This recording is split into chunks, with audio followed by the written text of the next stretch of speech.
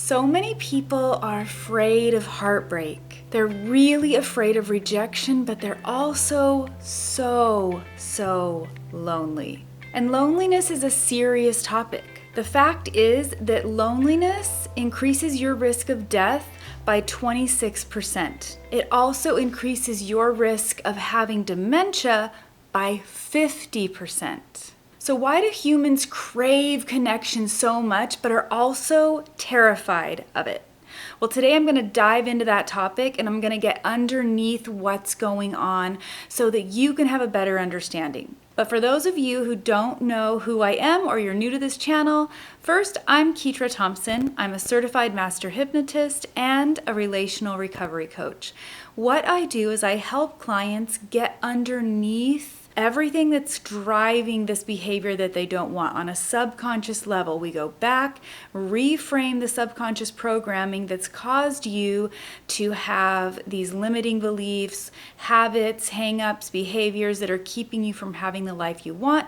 We reframe them on a subconscious level, and that allows you to finally move forward without all that resistance. So if you'd like to learn more, there is a link in the description below where you can check out my website, get all kinds of info, download a free hypnosis recording, and you can also set up a free complimentary consultation call so we can find out if we're a good fit to work together. And at the end of that, if you don't decide to work with me, you'll still come away getting a lot of clarity about what's going on in your situation. So hopefully you can know what the next step is for you. And the last thing I want to mention before I dive into this is that if this content resonates with you, be sure to hit like and subscribe. I really appreciate everyone who takes the time to view this content, and it helps me to know what resonates with you. You also feel free to leave a comment because I like getting back to people and just seeing what their questions are, what their concerns are, and what resonates with you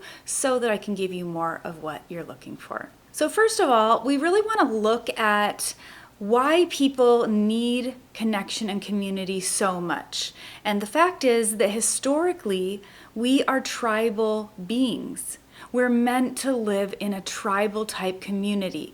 It wasn't until recent years where we started going off to work at a job where we didn't know anyone, where people had different backgrounds and histories than us, where we were isolating ourselves more at home.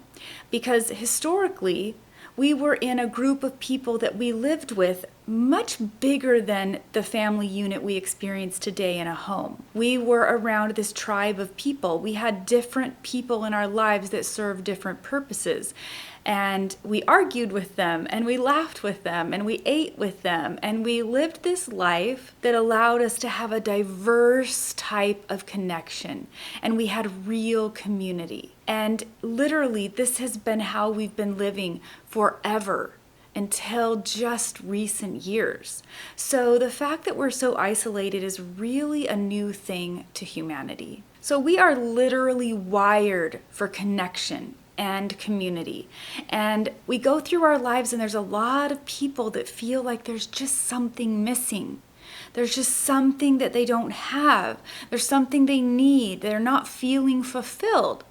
And the reality is that in a lot of ways, that lack of connection is what's driving that feeling because it's hardwired into us. We need connection. And we live during a time where it's harder than ever to create that connection. So first I want to look at what are the things that are keeping us from having the connections we want in life. So first, we might have a lack of having a healthy family dynamic growing up where we're not really connected to each other. There was a lot of complex trauma and there's a lot of hurts and wounds, and there's just this degree of dysfunction that has kept us from staying connected to our original family unit or extended family. Now, because connection is so important to us, attachment is so important to our human survival, we also have issues as we move into adulthood that are compounded by what happened in our childhood. So we have what happened in our childhood, and now we have how we're responding to it and protecting ourselves in our adult life because of it. So we might have a fear of true intimacy. Now, intimacy is vulnerability. It is allowing yourself to be seen and known. It's allowing the relationship to be open, seeing and knowing the other person, not taking things that they think of you so personally, but like creating this dynamic where you can communicate, you can be curious, and you can share who you really are. So if you don't have that, then it's likely you have a fear of rejection. You might have a perfectionistic mentality where you believe you always have to do things right or you're going to lose the affection of the other person.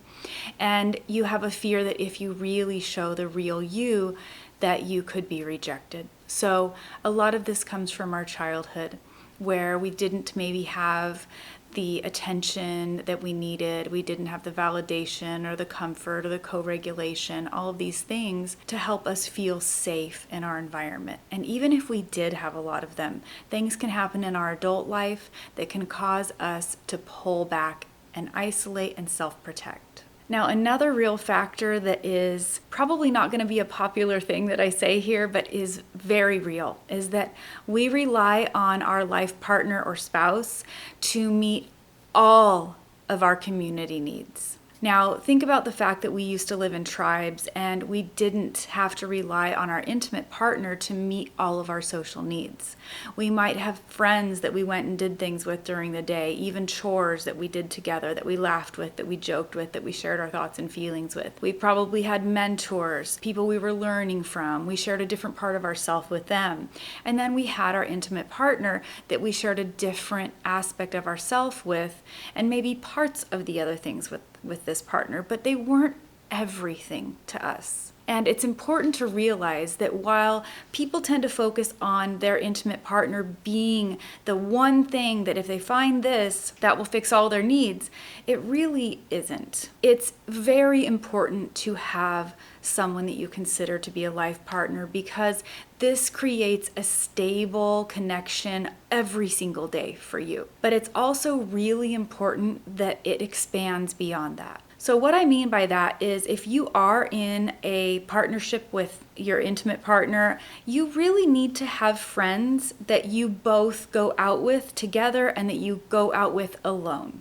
You need to have hobbies and interests that you can do together that include other people and that you can do alone. You need to have this really well-rounded type of life where you have resources that you can draw on whenever you need them, so it doesn't all fall on your intimate partner. They are sort of your rock, your baseline, your daily person, but you won't be able to get all of your needs met with one person. So you really need to build your tribe. And I have to say that churches do a good job of this. Churches create something that you believe in together, you're on the same page, and you are brought together with these other people that love and support each other. And when I was involved in a church, I really benefited from that community. Now, I don't attend a church anymore, and I do feel like there is a considerable amount of community that is missing from my life. And so I've had to actively build that up. So I've spent a lot of time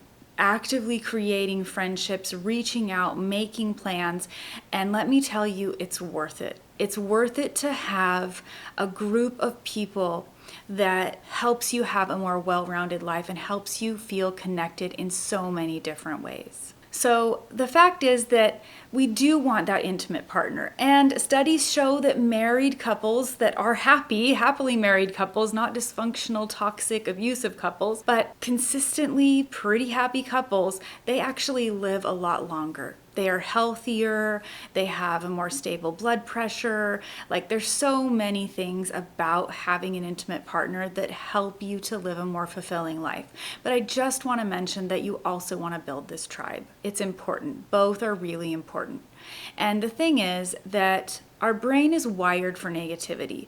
So we remember negative things for a longer time. So if you've been hurt or heartbroken in relationship, you are probably going to remember the pain of that much longer than you're going to remember the bliss part of that, right? So it can keep you living in fear. It can keep you from being authentic. It can keep you from being open because you're hanging on to this negativity bias that tells you if you risk yourself here, if you open up and are vulnerable, you might get hurt. But I want to say, if you don't open up and create either an intimate connection with an intimate partner or good close friends in your life, you are truly putting yourself at risk. This is where you are actually affecting statistical numbers about your lifespan, about your quality of life and your overall health. This factor alone is far above any other factor compared to even obesity, smoking, all kinds of stuff. Connection and being in a healthy, intimate relationship and having that friendship group is incredibly important for your health and your happiness. So what you can do today is you can start by taking that risk, calling a friend, making plans to go do something. You can join a group.